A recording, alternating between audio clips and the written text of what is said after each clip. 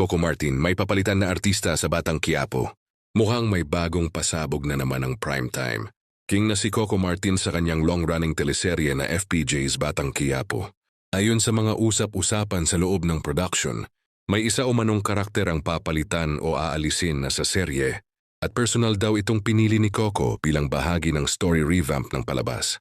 Bagamat walang kumpirmadong pangalan kung sinong artista ang papalitan, lumalabas sa mga chismis na isa ito sa mga kasalukuyang supporting characters na matagal nang kasama sa kwento.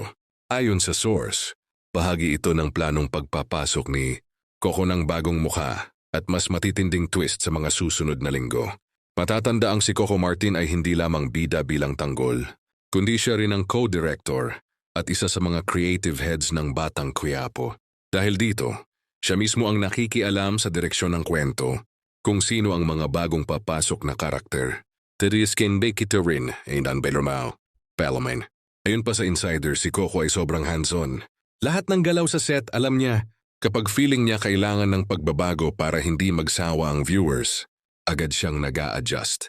Samantala, abangan din daw ang pagpasok ng isang bagong karakter na magpapakilig, magpapatindi at magpapabago sa takbo ng buhay ni Tanggol.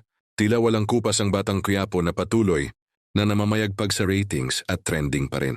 Gabi-gabi sa social media, ngayon pa lang ay excited na ang mga manunood kung anong bago ang ihahandog ni Coco sa mga loyal na manonood ng top rating serye.